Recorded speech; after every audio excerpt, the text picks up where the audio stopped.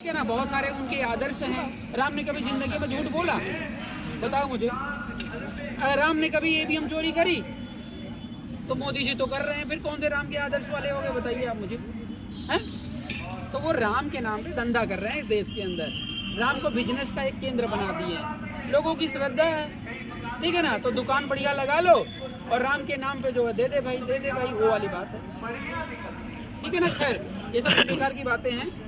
लेकिन बदायूं वालियों से मेरा जो अनुरोध है, या कह लो कि जो मेरी यहाँ से घोषणा ये है कि जैसे मोदी जी तमाम गारंटी देते हैं, हम गारंटी नहीं दे रहे हैं, मतलब वो वादा लंबा नहीं करेंगे, लेकिन ये श्योर है कि आप सभी ने साथ अगर दिया, इस बार जो है भारी मोहब्बत से जिताया, तो हमारे 5 जो है वो गारंटी कार्ड में लिस्टेड है, ठीक है ना। वो नंबर 1 है वोटरशिप। सबसे पहले हम वोटरशिप लागू करेंगे और वोटरशिप में हर वोटर को प्रति माह हम दाल चावल अनाज, ये जैसे मोदी जी मुंह में डालो फिर निकालो, फिर डालो फिर निकालो, ये काम नहीं करते हम। सम्राट अशोक के वंशज हैं, कुल्लम कुल्ला दिल खोल के बटेगा, ठीक है ना। ये देश में बहुत सारा पैसा है, लूट के सब पूंजीपति लोग लेकर के जा रहे हैं, बड़ी कंपनी लगा रहे हैं, वो सब जो है फिल्टर होकर के आ जाएगा बदायूं में। तो प्रति वोटर को 10,000 रुपये, ये आरपी मौर्य की गारंटी है।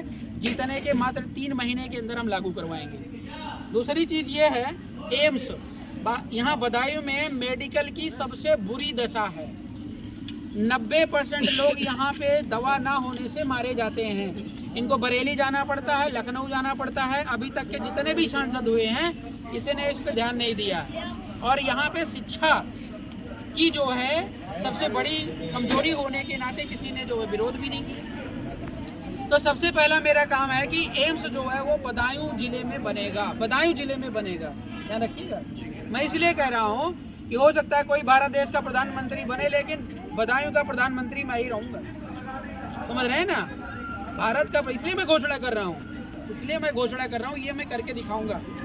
दूसरी चीज क्या है, हमारे देश की जो, जैसे कोई बाप होता है वो क्या करता है, अपने बच्चे को पढ़ाता लिखाता है, ईमानदारी से पढ़ाता है कि टाइम पास करता है? ईमानदारी। तो हम अगर सांसद बन गए तो हमारे बदायूं की जो बच्चे हैं उनको बड़ी ही ईमानदारी से पढ़ाएं, मतलब फ्री एजुकेशन 0 से लेकर टॉप तक, ये व्यवस्था हम लागू करेंगे। चाहे उसके लिए डिग्री कॉलेज खोलना पड़े या कोई भी कॉलेज खोलना पड़े, यहाँ पर वो करेंगे। बदायूं के बच्चे कोई भी निरक्षर नहीं रहेगा।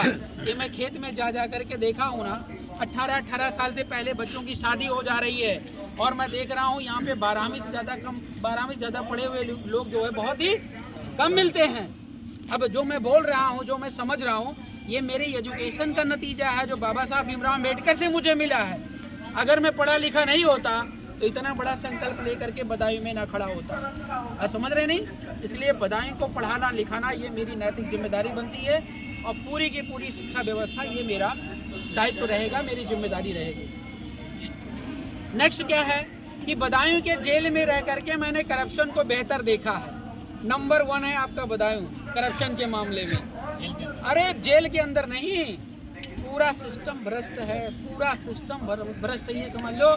जो डीएम, जो अधिकारी यहाँ पे आता, कहता भैया मुझे जीने दो किसी तरीके से, नहीं तो फिर जो है मुझे भाग के जाना पड़ा। अभी एक केस यहाँ पे हुआ था ना, एसडीएम ने नोटिस भिजवा दी थी इसको, राज्यपाल को नोटिस भिजवा दी थी, देखा सुना होगा ना आपने। उस एसडीएम का यहाँ से तुरंत जो है बर्खास्तगी हो गई, हुई नहीं हुई। तो बदायूं में इस भ्रष्टाचार सिस्टम के खिलाफ लड़ना वो छोटी बात नहीं, छोटे प्लेटफॉर्म से नहीं लड़ा जा सकता है। इसलिए मेरा सांसद बनना बहुत जरूरी है, और सांसद आपने बना लिया तो हमारी आवाज़ जो है पूरे भारत में गूंजेगी। और नहीं तो आप लोगों को खेत खलियान छोड़ करके और जाके बदायूं की सड़कों पे लेटना पड़ेगा ठंड में। और इतना टाइम आप क्यों देते हो? वोट की चोट मारो, सीधे काम करवाओ, है? इतना आंदोलन लड़ाई करने की कोई जरूरत ही नहीं है। अगला ये है कि बदायूं के जो खेत खलियान में किसानों को जो है उचित मूल्य मिलता नहीं है, और हम यहाँ पे बदायूं में बहुत बड़ी मंडी जो है मतलब इंस्टॉल करने का काम करेंगे, ताकि हमारे जो किसान भाई, चाहे आलू हुआ, दाल हुआ, चावल हुआ, जो भी ले जाए, उनको वहाँ पे बढ़िया व्यवस्था मिले और उचित रेट पर उनको दिल्ली, बनारस, कलकत्ता बेचने ना जाना पड़े। ये 5 जो है मुद्दे हमारे यहाँ। इस 5 मुद्दे में मैं बदायूं में अशोका राज कैसे होता है, कैसे चलता है, वो करके दिखा दूँ। सर, बदायूं में अभी बिसौली में हाल ही में जो हमारे डिप्टी सीएम जी हैं हाँ। वो आए थे, उन्होंने अनाउंस किया है कि वो हवाई अड्डा बनवाएंगे। इस पर क्या होगा? देखिए, हवाई अड्डा से ना कोई बच्चा पढ़ सकता है। कौन आएगा हवाई अड्डा में? मैं आ पाऊँगा? आप आ पाएंगे? कौन है? वही अपने लिए तो बात कर रहे हैं वो। क्या लगता है बनेगा? नहीं, वो बनवा दें तो अपने लिए तो कर रहे हैं ना। हवाई अड्डा वो गाड़ी से आते हैं, रास्ते में धक्के खाते हैं 3-4 घंटे 5 घंटे, तो उनको दिक्कत होती है। वो तो अपनी बात कर रहे हैं ना, हवाई अड्डा बनवा देंगे। मोदी जी मंदिर बनवा दिए तो अपने लिए बनवा दिया ना।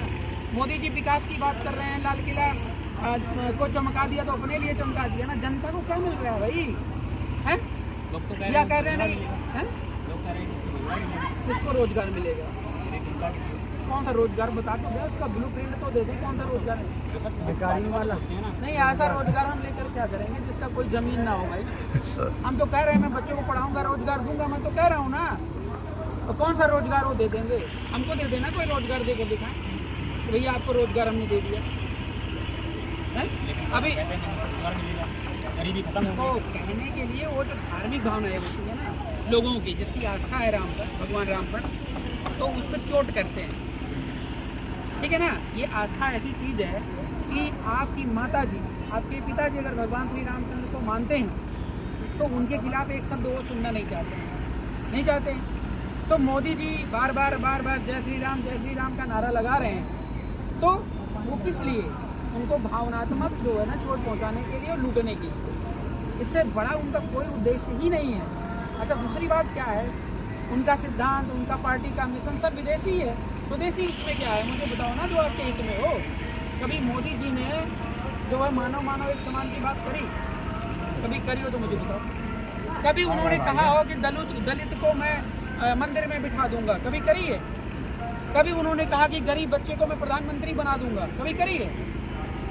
आरएसएस की परवरिश नहीं मिली होती ना उनको भाई साहब को, तो भी धूल चाट रहे होते हैं। 100 साल से चल रहा संगठन उसने उठा करके